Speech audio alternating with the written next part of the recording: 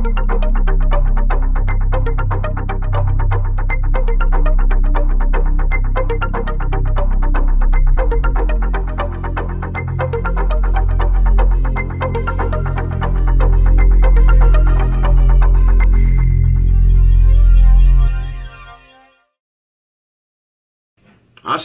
dan selamat kembali ke FTV. Apa khabar semua? Hari ini kita nak tengok berita mengenai Volvo. Volvo dia tengah melabur besar di Gothenburg untuk berganjak ke kereta elektrik.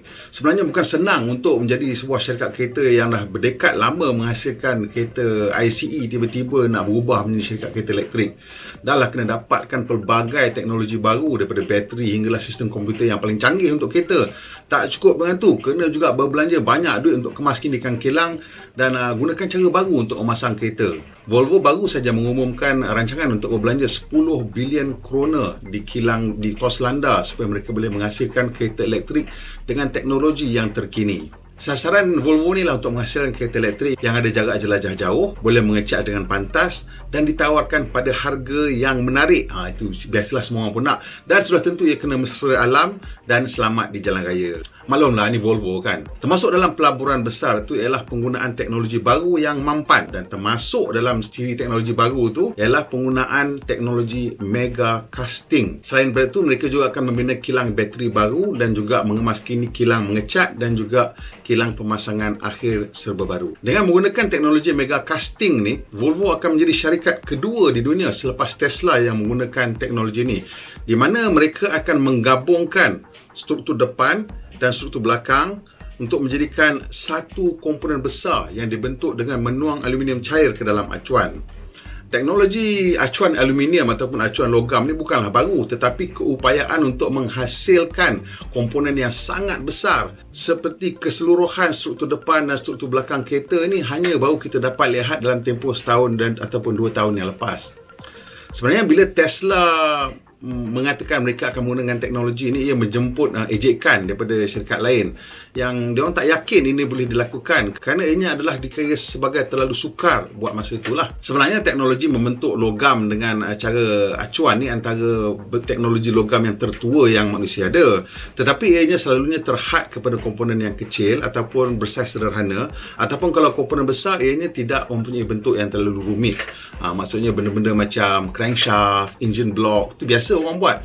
Tetapi untuk struktur kereta, belum lagi orang cuba untuk menghasilkan sebesar dihasilkan oleh Tesla. Komponen besar dengan bentuk rumit dan yang nipis ni sukar dibentuk menggunakan acuan kerana logam yang dituang tu mungkin akan membeku sebelum memenuhi semua ruang acuan. Jadi antara sebab kenapa ini berlaku ialah logam walaupun dia dalam bentuk cecair, ianya agak likat lah jika dibandingkan dengan air dan sukar untuk dia mengalir dengan mudah dalam acuan yang rumit. Tesla telah berjaya menghasilkan mega casting dengan menggunakan jentera acuan daripada syarikat Itali Hydra dan menggabungkannya dengan teknologi logam dari SpaceX yang telah menghasilkan alloy aluminium baru khas untuk tujuan ini. Jadi sistem yang digunakan oleh Hydra ni mula-mula dia akan hasilkan vacuum dalam bentuk acuan itu.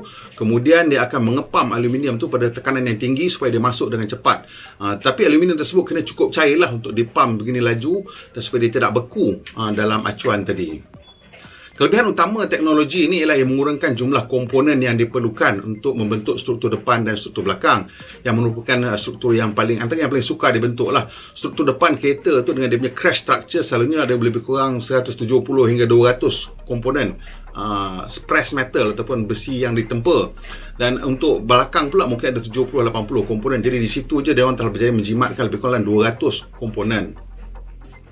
Dengan menggunakan gigacasting ini dan mengurangkan jumlah komponen tu, Tesla telah berjaya mengurangkan saiz kilang mereka dan juga mengurangkan kos pembinaan kilang dengan mengurangkan berpuluh robot yang mahal daripada proses pemasangan kereta. Jadi ini semua menghasilkan penjimatan yang besar, dan kita tahu tentang penjimatan ni kerana pengurusi kumpulan Volkswagen, Herbert Diess, dia mengatakan bahawa penjimatan yang dicapai oleh Tesla dari segi pemasangan agak ketara, di mana syarikat tersebut hanya memerlukan lebih kurang dalam 10 jam untuk memasang kereta berbanding dengan Volkswagen yang memerlukan 30 jam untuk membina sebuah kereta. Buat masa ni, Toyota mempunyai masa pemasangan antara yang terpantas lah, iaitu lebih kurang 18 jam untuk satu kereta. Ini maksudnya daripada kereta tu mula dibentuk sampai dia keluar kilang, sebenarnya that one particular car memerlukan 18 jam untuk di Toyota, 30 jam di Volkswagen dan 10 jam di Tesla. Jadi tak peliklah bila Volvo memilih untuk menggunakan teknologi ini bagi memastikan produk mereka ini akan kekal kompetitif, dan ini satu langkah besar yang saya pasti akan diperhatikan oleh jenama lain. Cabaran kos ini merupakan cabaran yang paling besar yang perlu diselesaikan oleh industri kereta, dan kebanyakan syarikat kita mungkin tidak boleh bertukar ke teknologi ini kerana mereka mempunyai kilang yang jauh lebih besar daripada kilang Volvo di Toslanda ni, dan banyak kilang-kilang besar ni yang mungkin boleh menghasilkan 1 juta, 2 juta kereta ni, dia memang telah melabur banyak duit untuk sistem yang bergantung pada sistem pemasangan sedia ada yang menggunakan metal stamping. Menurut Volvo lagi, penggunaan mega casting ni bukan saja menghasilkan pelbagai penjimatan lah dari segi masa, wang dan ruang di kilang, tetapi juga dijangka akan membantu Volvo untuk menghasilkan kereta yang lebih selamat dengan struktur yang lebih kukuh.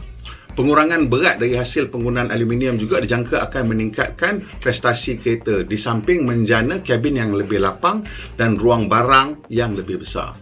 Sebenarnya dalam keadaan perubahan sekarang, syarikat bersaiz sederhana macam Volvo ni mempunyai peluang yang lebih baik untuk bertindak pantas, dan nampaknya Volvo bersama dengan kumpulan Geely telah mengambil keputusan untuk berhijrah secara keseluruhan ke dunia elektrik dalam semua aspek, termasuk proses penghilangan. Penambahbaikan di kilang Toslanda juga melibatkan kilang mengecat yang baru, di mana peralatan dan proses yang akan digunakan akan mengurangkan penggunaan tenaga dan juga pencemaran yang dihasilkan di kilang tersebut. Untuk kilang bateri pula, Volvo akan bekerjasama dengan pembekal baru, Northvolt. Northvolt ni satu syarikat bateri yang baru di Eropah, dan mereka akan melabur bersama sejumlah 30 bilion krona untuk membina kilang bateri khusus untuk keperluan Volvo. Khusus macam mana? Menurut Volvo, kereta elektrik generasi akan datang mereka akan menggunakan pack bateri yang juga merupakan struktur lantai. Kami tak pasti sama ada mereka akan menggunakan teknik sama seperti Tesla ataupun akan membangunkan cara baru untuk menggabungkan pack bateri dan lantai kereta. Seperti yang kami kerap sebutkanlah, proses kahwin antara badan dan sistem pacuan sangat berbeza antara EV dengan ICE. Jadi menurut Volvo, proses tersebut adalah antara perubahan besar yang akan berlaku di Toslanda. Kilang Toslanda ni sekarang menghasilkan lebih kurang 300,000 kereta dan merupakan salah sebuah kilang tertua Volvo. Ia dirasmikan pada bulan April 1964 oleh Raja Sweden Gustav ke-6, dan untuk sekian lama ia merupakan majikan terbesar di Sweden. Seramai 6,500 orang pekerja bertugas di Toslanda. Seluruh dunia, Volvo menggajikan sekitar 40,000 orang pekerja, dan antara kilang kereta terawal di Malaysia adalah milik Volvo di Shah Alam, Swedish Motor Assemblers. Volvo Cars yang ditubuhkan pada 1927 telah menjual lebih kurang dalam 773,000 kereta pada tahun 2021. Mereka sekarang adalah sebahagian daripada kumpulan Geely. Kedua-dua pelaburan ini menunjukkan Volvo tidak bercadang untuk berpindah dari rumah asal mereka di Gothenburg. Ini agak berbeza sikit dengan Honda yang telah menutup kilang ibu dia di Sayama dan membuka kilang baru untuk kereta elektrik. Apapun, kami mengucapkan tahniah kepada Volvo dan mendoakan agar mereka berjaya dalam anjakan ini. Semoga kita dapat merasa kereta elektrik Volvo terbaru pada harga yang lebih menarik. Okey, sampai situ aja berita kita hari ini. Kalau suka, tekan butang like dan kongsikan dengan kawan-kawan, dan macam biasa tolong kita sikit tekan butang subscribe dan juga tekan butang loceng untuk dapat video terbaru. Sebenarnya kita ada live tiap-tiap malam daripada pukul 10 daripada Isnin hingga Jumaat. Join kita dan kita ada perbincangan yang agak menarik tiap-tiap malam dan hangat juga perbincangan kita. Pemandu Malaysia, pemandu yang berhemah, kita jumpa lagi insya-Allah.